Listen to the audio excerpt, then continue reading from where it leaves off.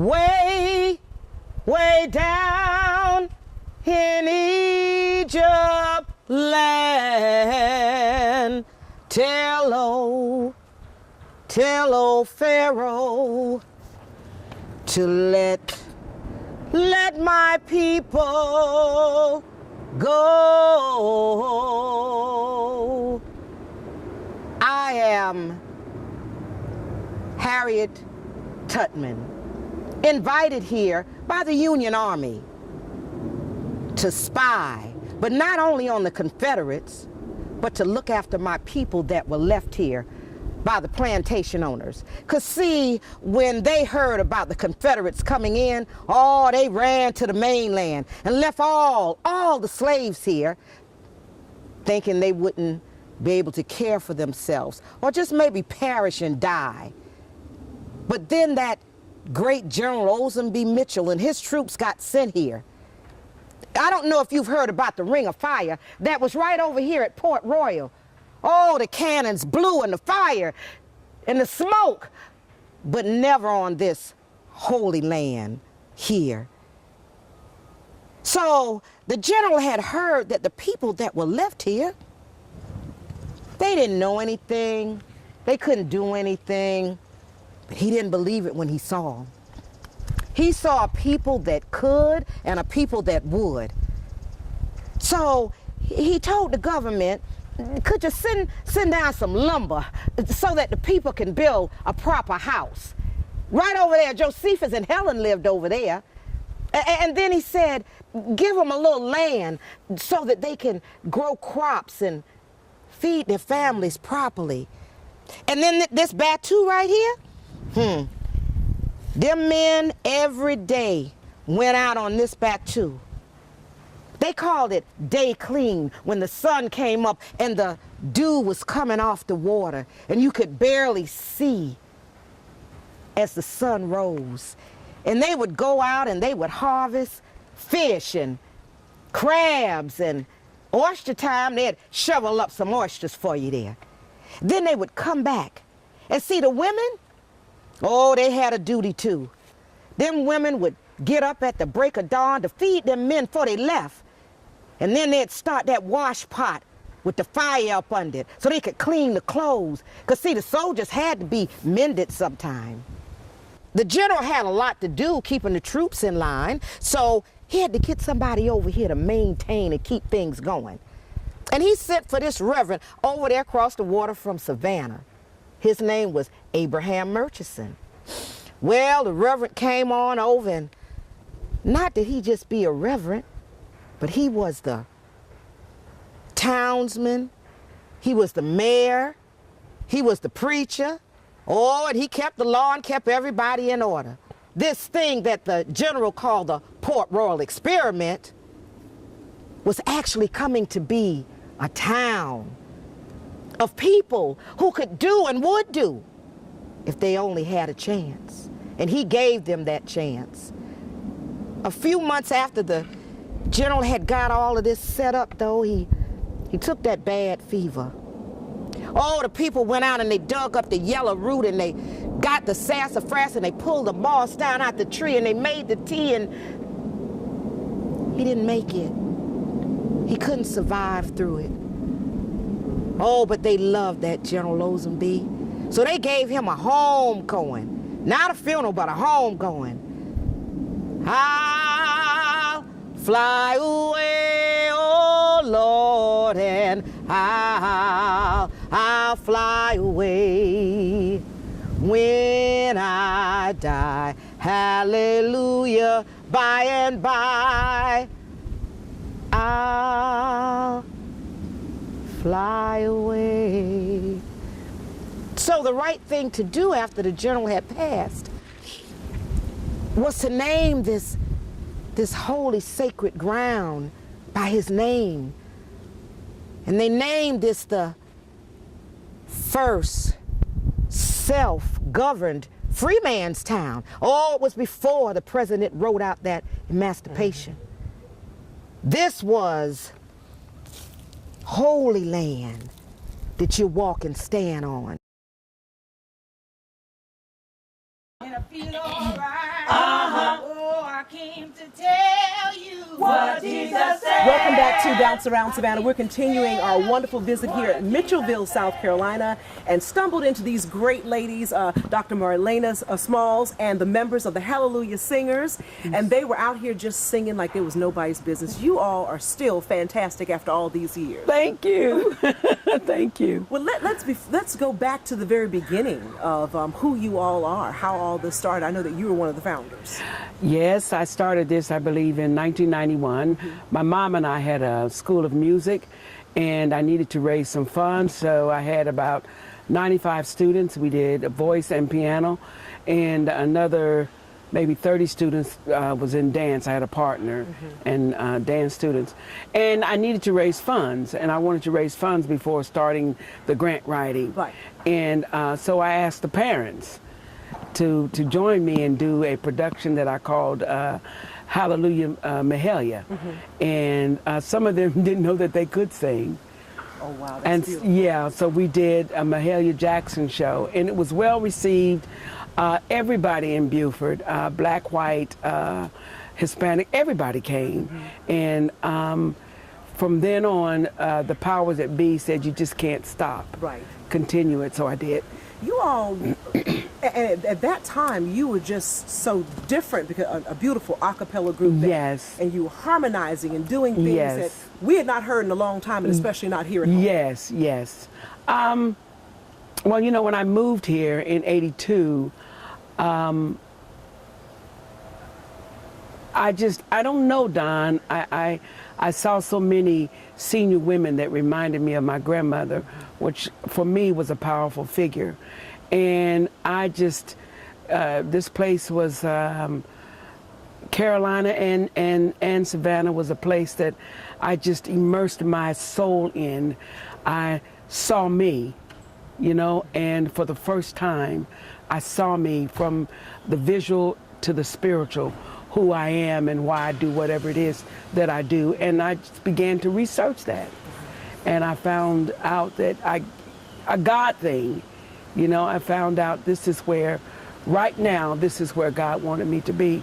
And he's brought me here at the age of 70. I'm still doing it. That is beautiful. And just to think that you all started in 1990 and you're still going strong. I mean, Yes. many people have not heard your name in a little while. Yes. But you're still out there performing, and we can get you yes. to perform at our events. Yes, yes. And we know that music is just so important to our whole experience. Yes, Don, because during the period of, and I like to refer to it as captivity, unlike any other, what the European did to the African, he made him an animal. And the only way that they could have a conversation would be through music. And as God would have it, that is the only gift that God creates. Man cannot create the human voice. And through that communication, we were able to talk to one another. We were able to talk our problems over, talk about freedom, even talk about Old Massa through some of the early songs. So music was the first voice for Africans who were enslaved in America. And present day, you are making sure that we remember those songs that our ancestors sang through the Hallelujah Singers. Oh yes, we have to, because if we forget our history, we're doomed to what? Repeat it. Yeah, we're doomed to repeat it. And I still believe that the whole story of the African in America, from his creative, intelligent mind, from his what he gave to this country, and the fact that he is the original man, all of those things we're just not teaching in America. And I believe that for the African American boy and girl, that is a major problem, a lack of self-identity. And for my white children, they're wandering around in a world of the unknown. And so what happens when we tell our story, we will see. When I go into the classroom, it's my job to open the doors for children to see that we are more alike than we are different. That's true. That's true. Well, thank you so much. Stay You're right there. We have welcome. much more with Dr. Marlena Smalls. And I feel alright. And I feel alright. Oh, I came to tell you what Jesus said. I came to tell you what Jesus said. I came to tell you what Jesus said. Repent of your sins and be baptized. Repent of your sins and be baptized.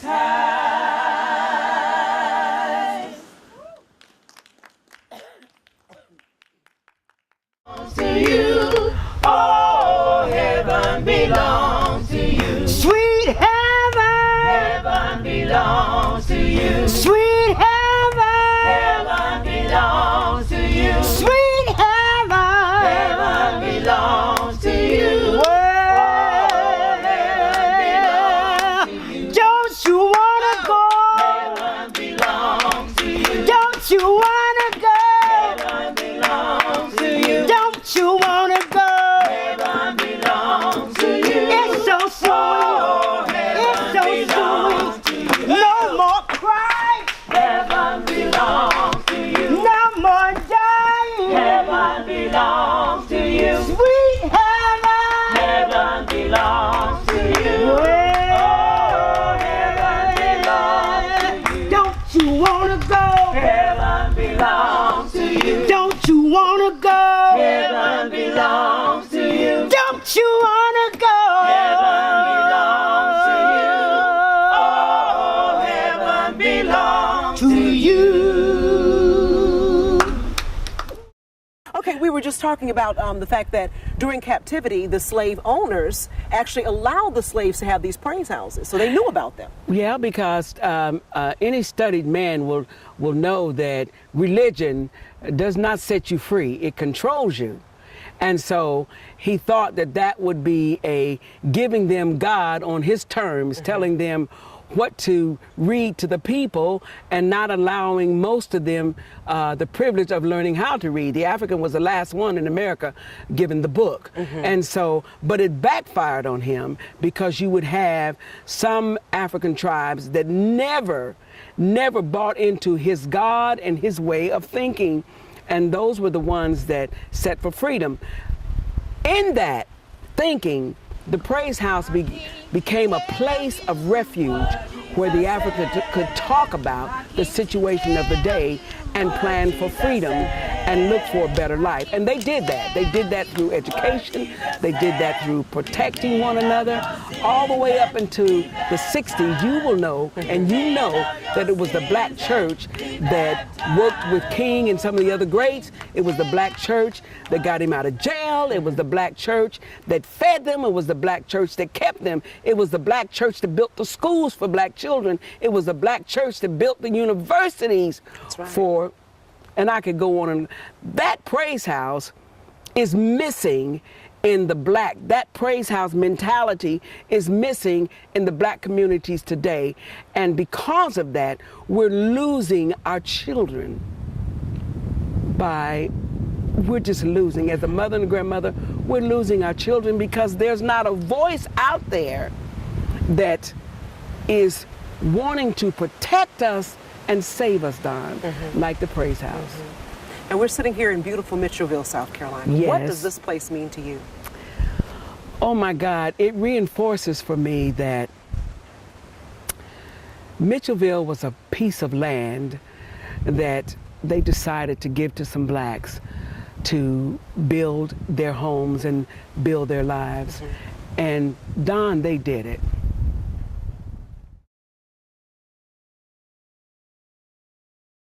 see what the end's gonna be. Welcome back to Bounce Around Savannah. We're continuing our conversation here at beautiful Mitchellville, South Carolina. I'm honored to have Mr. Ahmad Ward with me, who is the executive director of the Mitchellville Preservation Project. Yes. That's a mouthful. It is. You all doing some big things out here. We are trying to. This is beautiful Mitchellville. Obviously not how it looked in 1862, but one of the goals of our project is to try to reestablish some of that look. recreate some of the houses, the 12 by 15 homes that the people lived in, the Praise House, which is a big deal for us. We'll talk a little bit about here in a little while. But we wanted to recreate what this town looked like in 1862 to a certain extent and interpret it for a 21st century standpoint. Yeah. This is so important to history, period. This being the first settlement, Right. Freed slaves governing themselves and having a very Absolutely. successful city. Absolutely. And no one knew about it. Yeah, nobody seems to know about it. And what we're trying to do is to fix that. Now, the project has been around since 2010. And there has been a really dedicated, strong core group of volunteers who have been on this project, probably going back to 2005, but really as a 501c3 for the last 8 years. And I'm just trying to build off what they put in place. They laid the foundation. What we want to do is take it to the next level and create a master plan that's going to chart the course what this park can look like going forward. And so what do you need from the community? We know you probably need some donations. Absolutely. No person running a nonprofit would tell you that they don't need donations. But we need cheerleaders along with those check writers, because the more people know about Mitchelville, the more we can discuss it, we can get it out there and people will know about it. I consider myself a pseudo historian, you know, I'm kind of knowledgeable. Had no idea this existed until last year around March when I heard about the project. And that just threw me off because I couldn't understand why such an important, not just African-American story, an important American story had been hidden so long. And we can't let that happen anymore. What do you want the people of today to know about this sacred spot here? Mitchelville represents everything about the American dream. It does.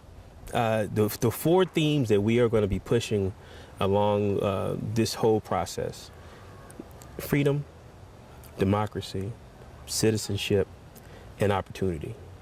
This is the most important one for me, opportunity, because it shows when people are first given the opportunity that they actually can prosper. These folks went from being property to owning property, just like that. And they thrived, and they built the town. They had laws, they had a mayor, they had a council. The first mandatory school system in the Southeast, age 6 to 15 had to go to school. This was what all freedmen towns in the South was supposed to look like. Mitchelville was the template and the first glimpse into what the American dream could be like for newly freed black people if only Reconstruction had been able to finish its course. Those four themes will not go out of style. That's true. They are always going to be important, even now. And we want to show how this little bitty community that grew to about 1,500 people in the 1860s still is representative of those four themes. And the lessons learned here can still affect people now. Right. And that's our goal. And we want people to know about the importance of Mitchelville. Yeah, it's great. Harriet Tubman was here. William Lloyd Garrison was here. Clara Barton, the person who started the American Red Cross, was here. This was a community that got a lot of national press, and then it evaporated. Right. That's something we got to rectify. But as important as those people are, it was the regular folks here in Mitchelville that sweat and toiled and did the work to make this thing happen. And this town lasted for about 18 to 19 years. And it didn't die. Those people took the wood from those houses and moved to other areas on the island. So their descendants are still here. The roots of that community is still here on Hilton Head Island. Well, tell us how we can all contact you all so we can volunteer or whatever we can do to help you all make this a reality. The best way to get to us is exploremitchelville.org. And it's important to say that Mitchell has one L. So that's explore, MITCHELVILLE.org. Thank you. All the information is there. Thank you so much. We appreciate it, and good luck with everything. I appreciate you. Thanks for doing it. Take care. All right. We'll be back in just a moment. See what the end's gonna be. Good God Almighty. Mitchelville shows me that in the midst of the anguish, of the physical abuse, that my parents got together, girl. I got to stop. I'm about to cry. My parents got together of mind and heart, and they built their own community and they governed their community. And that's what Mitchelville tells me. If we would just listen to Mitchelville, study Mitchelville, it says to me, why in earth can't we do it again? Thank you for joining us for Bounce Around Savannah. We hope you enjoyed learning about the rich history of Mitchelville, South Carolina. Please join us again next Monday right here on Bounce TV at 7:30. Good night, everyone.